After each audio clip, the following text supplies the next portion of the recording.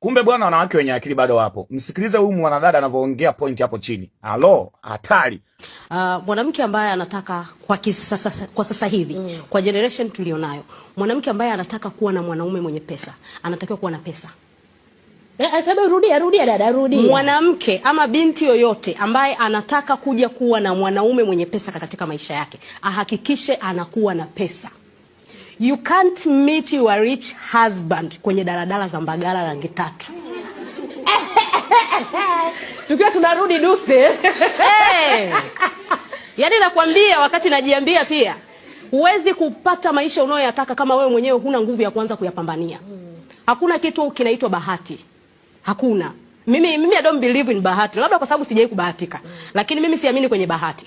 Na kila unachokiamini ni bahati kilichopatikana kwa uvivu huwa kina gharama ya kulipa. Kwa hiyo bado siamini kwenye bahati. Naamini kwenye hard working, naamini kwenye kupambania ndoto zako, naamini kwenye kutafuta kile unachokitaka kwako mwenyewe na sio kwa mtu mwingine. Hapo nataka nirudi kwenye ni sawa au si sawa. Kuwa na wanaume wengi haiwezi kukupa pesa. Itakupa maradhi na inachafua soul yako. Unajua mabinti wengi wametoka kwenye familia ambazo hawajaambiwa kuhusiana na kitu kinaitwa mahusiano.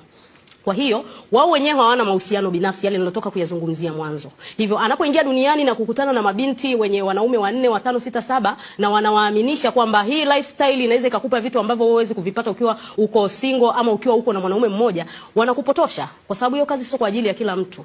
Hiyo ni kazi ya kukana utu wako, ya kukana future yako na ya kujikana wewe mwenyewe. Dhambi pekee ambayo nawaambiaga watu wengi, dhambi pekee ambayo haimhusishi Mungu ni dhambi dhidi ya mwili wako mwenyewe.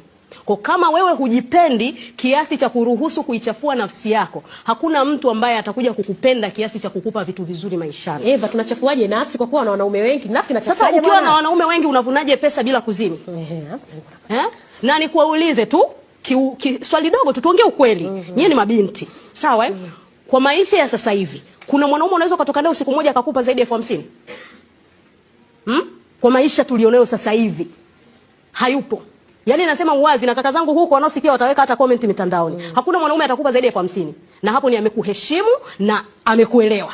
Sio, umenielewa? 50,000 wewe inalipa bili zako ngapi sasa hivi? Kwa pesa ya sasa hivi. 50,000 inalipa bili zako ngapi? Haya, ukishalipa hizo bill 10,000 ya kununua nini zile wanaita Azuma, unatakiwa usisahau.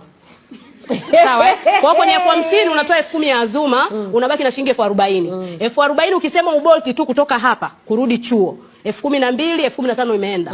Hiyo 50,000 haifikii hata nukta ya thamani yako wewe. Hata ukipewa sasa hivi milioni 1 na mwanaume, kwa thamani yako wewe haifikii hata nukta. So